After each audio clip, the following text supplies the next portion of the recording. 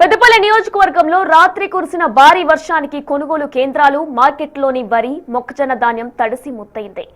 హమిలీల కొరత, అధికారుల నిర్లక్ష్యం వల్ల నెల రోజులుగా కొనుగోళ్లు సజావుగా సాగకపోవడమే ఈ నష్టానికి కారణమని రైతులు ఆవేదన వ్యక్తం చేస్తున్నారు.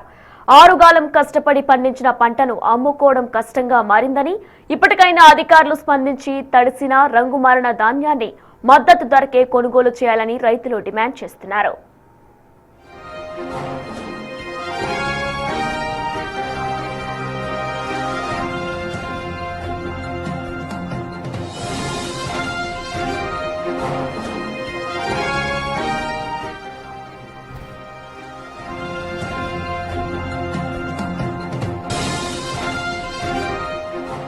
పెద్దపల్లి నియోజకవర్గంలో కూడా రాత్రి కురిసిన భారీ వర్షానికి కొనుగోలు కేంద్రాలు, మార్కెట్లోని వరి, మొక్కజొన్న ధాన్యం తడిసి ముద్దయ్యాయి.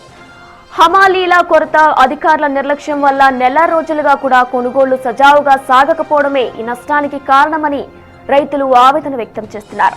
ఆరుగాలం కష్టపడి పండించిన పంటను అమ్ముకోవడం కష్టంగా మారిందని, ఇప్పటికైనా అధికారులు స్పందించి తడిసిన, రంగు మారిన ధాన్యాన్ని మద్దతు ధరకే కొనుగోలు చేయాలని రైతులు డిమాండ్ చేస్తున్నారు.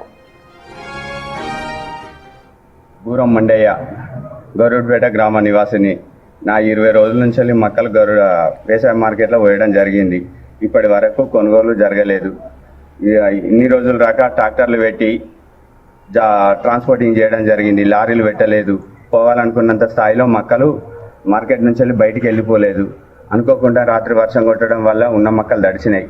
ఇప్పటికైనా గవర్నమెంట్ స్పందించి లారీలు పెట్టి, చిన్న పెద్ద అందరు రైతులు ఉన్నారు, అందరి మార్కెట్ నుంచి వెళ్ళిపోయే విధంగా గవర్నమెంట్ చర్య తీసుకోవాలని కోరుకుంటున్నాం. బూరం మండయ్య,